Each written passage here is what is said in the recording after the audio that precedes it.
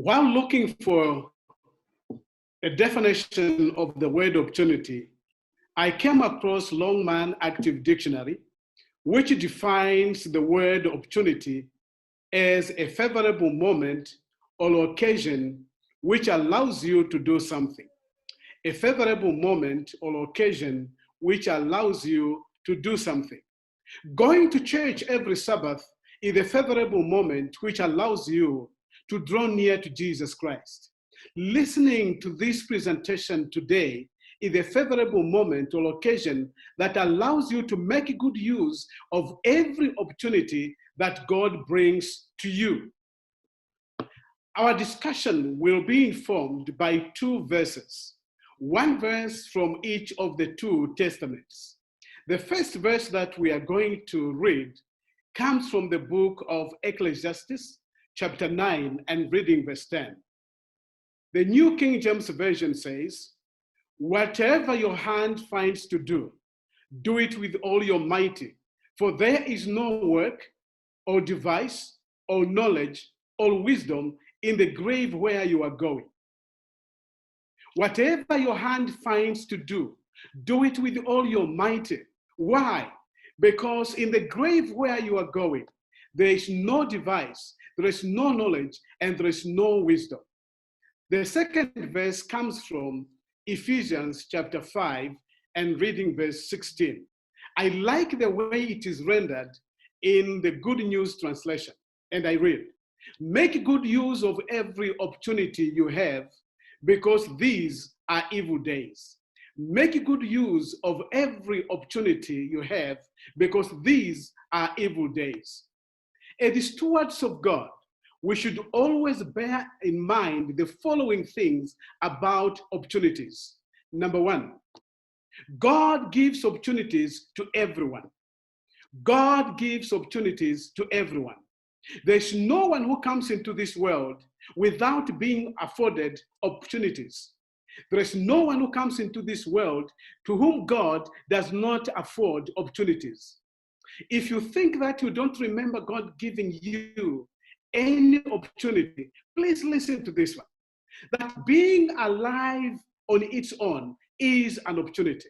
Being alive on its own is an opportunity. Because you and me are alive, we can decide to give our lives to Jesus Christ. Because we are alive, we can plan our future. Because we are alive, we can plan how we want our lives to be 2, 3, or even 10 years from now. That is an opportunity, because there are those who are not alive today, who have no opportunity to give their lives to the Lord. And so God gives opportunities to every person who has ever lived here on earth. Number two, opportunities never last forever.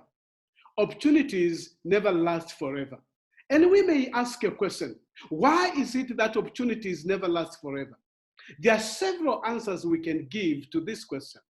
One of those answers is, we, the recipients of opportunities, don't last forever. We are here today, tomorrow we are gone. And that's why opportunities never last forever. And secondly, opportunities also are affected by certain circumstances that surround us. If your health fails you, you no longer have an opportunity to go on God's errands. Or in case you move from one place to the other, the opportunities that you might have had in one location may not be there where you are going. And therefore, we should never postpone that which we can do today to a future date. If there's something you are supposed to do today, do it today and never say, I'll do it tomorrow. I have learned this by experience. A few years ago, I went to conduct an evangelist campaign in one area. And when I got to that area, I met my good old friend. He was not a believer. And so when I told him that in 3 weeks' time, I would be in his area to conduct an evangelistic campaign, he was very excited. And he told me in no uncertain terms that I want to be the first convert when you come to conduct that evangelistic campaign. And I was very excited. And I said, you know what? I already have one baptismal candidate. And for sure, in 3 weeks' time, I was already in the area. And I told my hosting pastor that I want to see this man because he is my friend and there is a promise he made. Little did I know that the house of my friend actually was near to where the evangelist campaign was going to be conducted from. And so when we reached the campaign site, the hosting pastor told me and reminded me that, remember, you said that one of the candidates for baptism you had is your friend. And I said, yes. Unfortunately, he looked at me and said, do you see those tents there? Pointing in a distance, which was almost about 50 meters from where we were going to conduct this evangelist campaign. And he told me that your friend passed away 5 days ago. And just yesterday, they took the funeral to his village, some 300 kilometers away from where he lived. I was late. I thought my good friend was going to be baptized in 3 weeks' time. But no, that was never to be.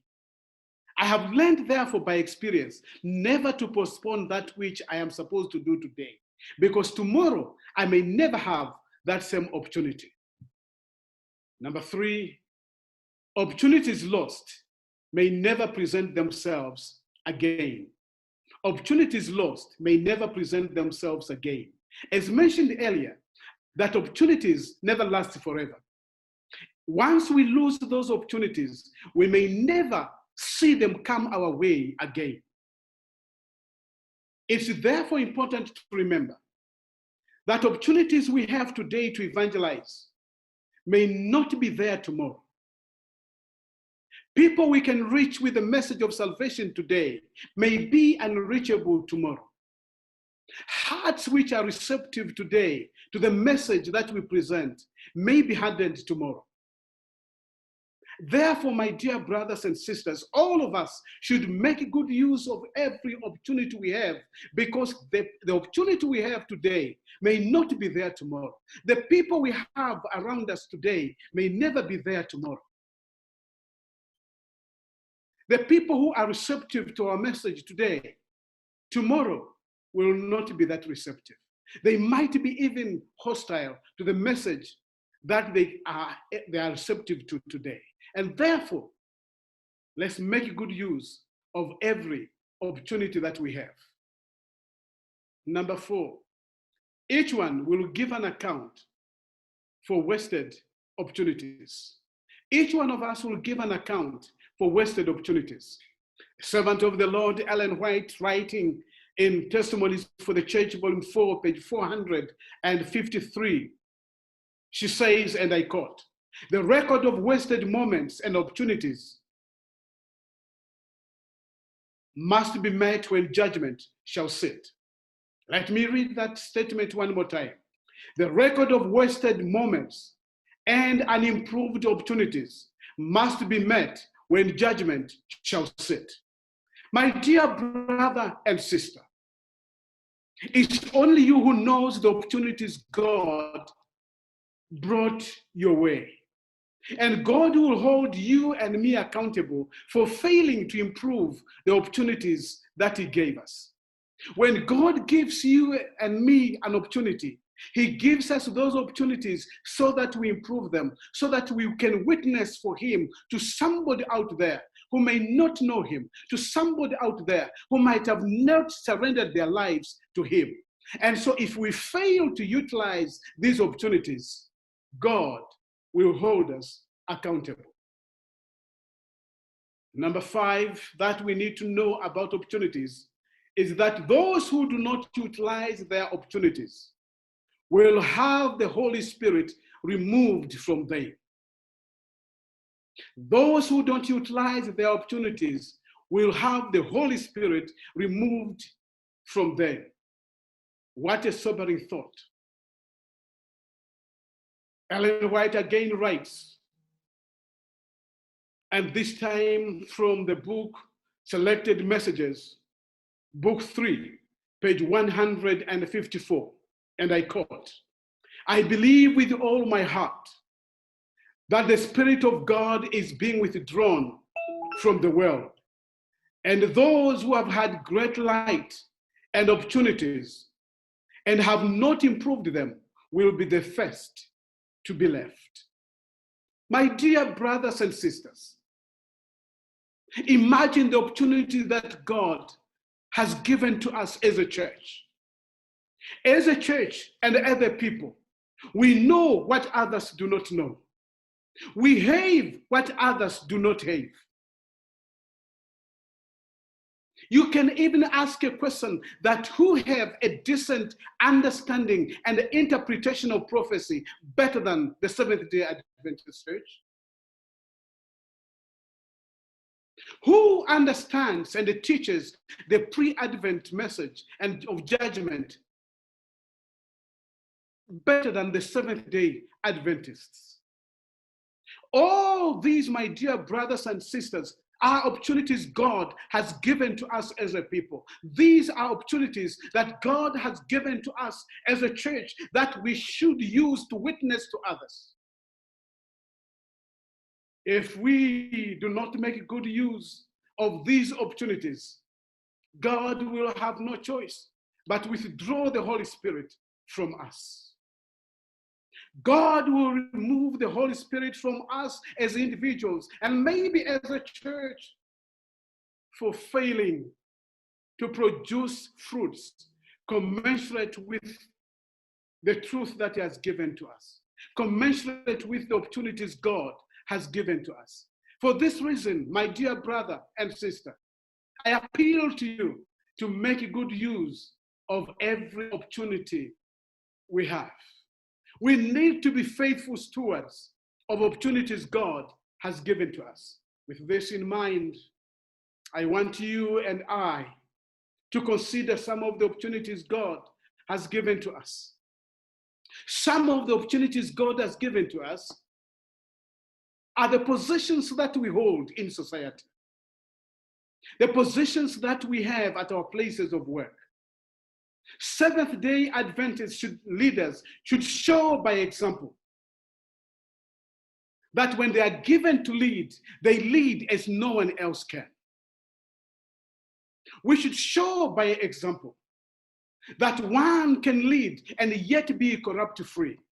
In a world ridden with corruption, my dear brothers and sisters, we should lead by example and be beacons of light that when we know God and we put Him first, we can lead in such a way that even when auditors come to audit our work and our books, we will be declared clean. Because being in leadership is an opportunity God has given us to show that we can lead with a difference. Graft should never pop its nose in a place where an Adventist is. And so being a leader in whatever capacity is an opportunity to make a difference in society. Another opportunity that we have and which should be managed very well is employment. Remember, my dear brother, dear sister, that there are people somewhere else, there are people in your community with better qualifications, but who are unemployed. So for you to be employed in a world with high unemployment, that is an opportunity God has given to you. And one who values employment very much and as an opportunity to show that they appreciate it will never use the hours they should devote to their place of work to do other things. My dear brother, dear sister, remember, you leave your home every day to go for that place. You leave your family to go to that place of work. And then why should you use the hours for your employment to do other things? When we do that, we are not good stewards of the employment God has given to us. It's not only employment that we are to manage. We are to manage also the businesses God has given us. Remember, right now, somebody's business is not running because we are under lockdown. But there could be some of us listening to this message today. Your business is up and running even when there is a lockdown. Is that not an opportunity, therefore, my dear brother, dear sister, to return the favor to God who gave you that opportunity by returning a faithful tithe? Having a business that is running at such a time like this one is an opportunity to show the world, to show God that you can be faithful to Him, that you remember Him by returning tithe and offerings. Being in employment, that though there is a lockdown, there are still some of us who receive a salary. Remember your Creator, therefore, who gave you that employment. And how do you do that? One way, apart from helping your neighbors, is to remember God through tithe and offerings. We should never forget, my dear brothers, that we are not the first people to live here on earth. We can learn from the mistakes of people who lived before us. The opportunities that we have today may not be the opportunities of another generation. We have our own peculiar and unique opportunities, which we should make good use. We should not fall and follow the footsteps of the Israelites. There is the statement I read from the pen of inspiration, coming from the book Testimonies for the Church, Volume 5, page 72. Ellen White wrote, and I quote, "The great sin of the Jews was that of neglecting and rejecting present opportunities." I'll repeat the quote. The great sin of the Jews was that of neglecting and rejecting present opportunities. They had an opportunity to recognize that in the person of Jesus, there was the long-awaited Messiah. They had an opportunity to tell the whole world that we have in our midst the Messiah the Bible and the prophets spoke about, but they never did that. Instead, they rejected him and crucified him on the cross. On that cross, far away, on the hill of Calvary, they hanged the Messiah who came to deliver them. They neglected and rejected their present opportunities. Today, my dear brother and sister, are we going to be like the Jews who neglected and rejected their present opportunities? Are we not going to seize the opportunities God has given to us of witnessing to him at such a time like this one? My brothers and sisters, remember the situation we are in today. We never imagined that there was going to be a time when our churches will be locked, not because it is a Sunday, when our churches would be locked, not because it's a Monday, when our churches would be locked, not because it's the Friday, when our churches would be locked, not because it is any other day, but they would be locked even on Sabbath because of the coronavirus, COVID-19. We never knew such a thing was going to be. Therefore, my dear brothers and sisters, when God will lift up this scourge, this pestilence of COVID-19, I urge you to witness as never before. When God will have